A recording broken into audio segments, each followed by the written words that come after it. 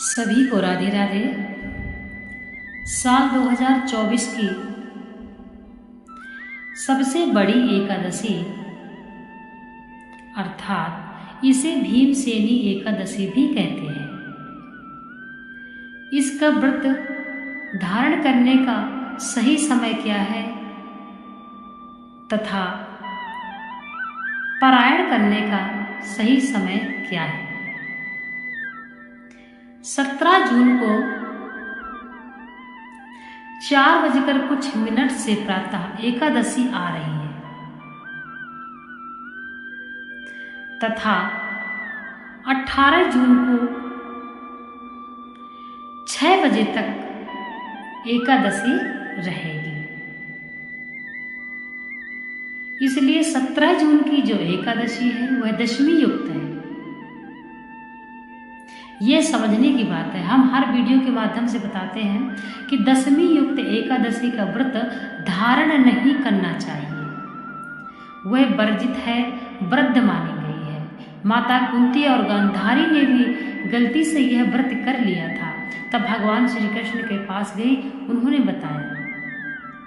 इसलिए 18 जून दिन मंगलवार को उदया तिथि के अनुसार पूर्णतया द्वादशी युक्त एकादशी का व्रत धारण करने योग्य है। इसलिए सभी से अनुरोध है, जो भी निर्जला निराहार व्रत रखते हैं वे कृपया 18 जून दिन मंगलवार को ही व्रत रखें। निर्जला एकादशी अर्थात भीमसेनी एकादशी 18 जून दिन मंगलवार को ही व्रत रखा जाएगा और इसका जो पारायण का समय है वह 19 जून दिन बुधवार को किया जाएगा। पारायण का समय जान लीजिए। पारायण का समय है प्रातः 5:40 से 7:29 तक पारायण का समय रहेगा। एकादशी का पारायण समय अनुसार कर लेना चाहिए। इसलिए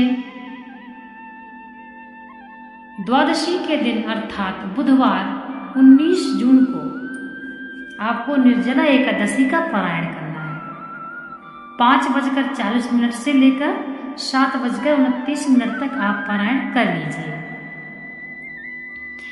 एकादशी के दिन अर्थात निर्जला एकादशी के दिन कुछ दान अनिवार्य होते हैं जो सभी को करना चाहिए, क्योंकि ये पितरों के निमित्त किए जाते हैं। नंबर 1,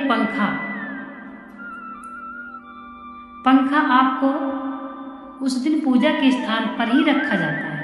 पंखा, घड़ा, मिट्टी का बना हुआ घड़ा और कपड़े के जूते तथा छतरी, इन चीज वस्त्र, पात्र और अपनी श्रद्धा अनुसार आप दान कर सकते हैं। लेकिन अनिवार्य जो दान है ये हम बता रहे हैं। यदि आपके पास श्रद्धा है, सामर्थ्य है, तो आप कुछ भी दान कर सकते हैं। बस ये ध्यान रखें कि एकादशी के दिन आपको अन्न का दान नहीं करना है। इसलिए आप पूजा के स्थान पर दान रख सकते हैं, जो भी है आपका, और द्वादशी के दिन भी आप दान कर सकते हैं।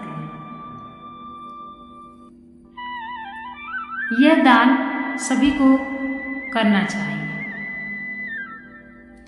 निर्जला एकादशी के दिन से इसके जो पहले के नियम है वो भी आपको करना चाहिए। दशमी के पहले से ही मसूर की दाल, नॉन वेज, लहसुन, प्याज ऐसी तामसिक वस्तुओं का त्याग कर देना चाहिए। पुनः एकादशी का ब्रह्म मुहूर्त में प्रातः उठकर स्नान करना चाहिए और भगवान के सामने संकल्प करना चाहिए कि भगवान, मैं एकादशी का व्रत धारण कर रहा हूँ, आप मुझे शक्ति दें और मेरा व्रत संपूर्ण करें। इसके पश्चात आपको मंदिर में भी अवश्य जाना चाहिए। मंदिर में जाए, वहां भी भगवान से प्रार्थना करें, निवेदन करें, सामर्थ्य मांगे, भगवान हमें सामर्थ्य दीजिए कि हम एकादशी का व्रत सच्चे दिल से व सही नियम से कर सके, और जो भी मेरे से गलतियां हो जाए भगवान माफ करना। ऐसा निवेदन करते हुए एकादशी का संकल्प लिया जाता है। निर्जला एकादशी के दिन भगवान को पंचामृत से स्नान अवश्य कराना चाहिए। कलश की स्थापना भी करनी चाहिए। यदि आप हवन करना चाहते हैं तो आप निर्जला एकादशी हो या साल की कोई भी एकादशी हो, जो सामग्री का हवन होता है वह हवन आपको द्वादशी को करना चाहिए। इसलिए इस बात को आपको विशेष ध्यान रखना है। निर्जला एकादशी के दिन किसी मंदिर में या अपने द्वारे पर जहाँ भी व्यवस्था हो, आपको एक मीठा प्याव की व्यवस्था अवश्य कर देनी चाहिए। ब्राह्मण को दान करना चाहिए, ब्राह्मणों की सेवा करनी चाहिए, गुरु की सेवा करनी चाहिए, पूजा तथा कथा भी सुननी चाहिए अथवा सुनानी चाहिए।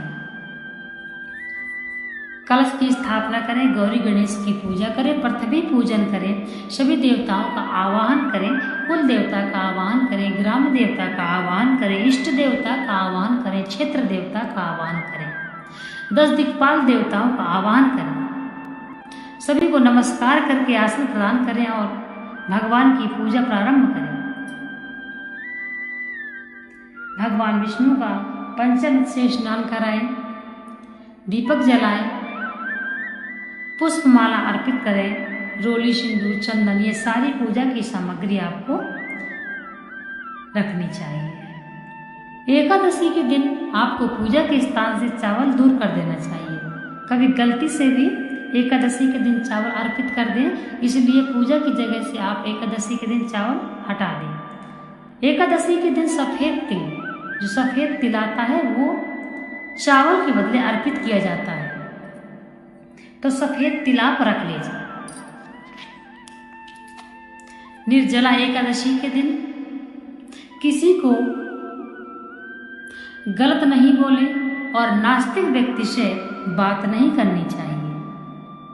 यदि गलती से भी नास्तिक व्यक्ति से बात हो जाए, उससे आप बात कर लें, या कोई गलत बोल रहा है उसमें आप हाँ मिला दें, कुछ भी बोल दें, हाँ बोल दें, वो भी आपको पाप लग जाएगा और आपका व्रत खंडित हो जाएगा। इसलिए यदि आपसे व्रत के दौरान ऐसी गलती हो जाती है तो स्नान करें और नारायण के सामने आके क्षमा प्रार्थना मांगें, हे भगवान हमसे ऐसी गलती हो गई। इसलिए बताया जाता है कि एकादशी के दिन ज़्यादा बाहर नहीं रहना चाहिए, ज़्यादा लोगों से बात नहीं करना चाहिए।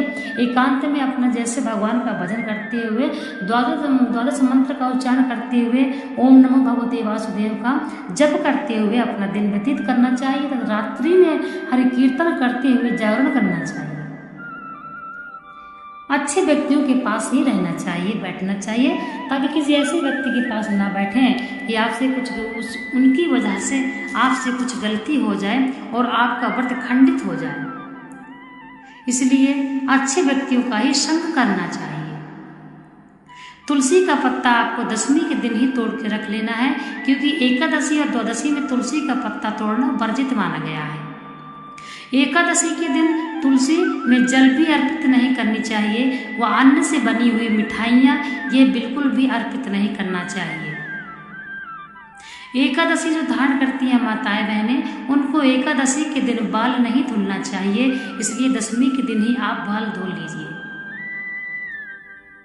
एकादशी के दिन आपको किसी वृक्ष के पत्ते नहीं तोड़ना चाहिए, किसी जीव का मार्ग नहीं रोकना चाहिए, व किसी को कड़वा नहीं बोलना चाहिए, ना ही किसी की निंदा करनी चाहिए। सिर्फ भगवान को ध्यान करते हुए, भगवान का जप करते हुए, भगवान नाम का जप करते हुए, यदि आप माला जप करते हैं तो माला का जप करते हुए, ओम नमो भगवते वासुदेवाय का जप करते हुए आपको अपना दिन व्यतीत करना है। कन्याओं को दान देना है, ब्राह्मणों को दान देना है, स्वच्छ वस्त्र पहनने हैं। यदि आपके घर में कोई है तो आपसे हो सके तो आप उस दिन ना झाड़ू लगाएं ना पोछा लगाएं, क्योंकि झाड़ू और पोछा करते समय बहुत से सूक्ष्म जीव हमसे मर जाते हैं जो हमको दिखते भी नहीं हैं। इसलिए कहते हैं एकादशी व्रतधारी को झाड़ू पोछा भी नहीं करना चाहिए। इसकी वजह यही है कि गलती से भी एकादशी के दिन पाप नहीं होना चाहिए।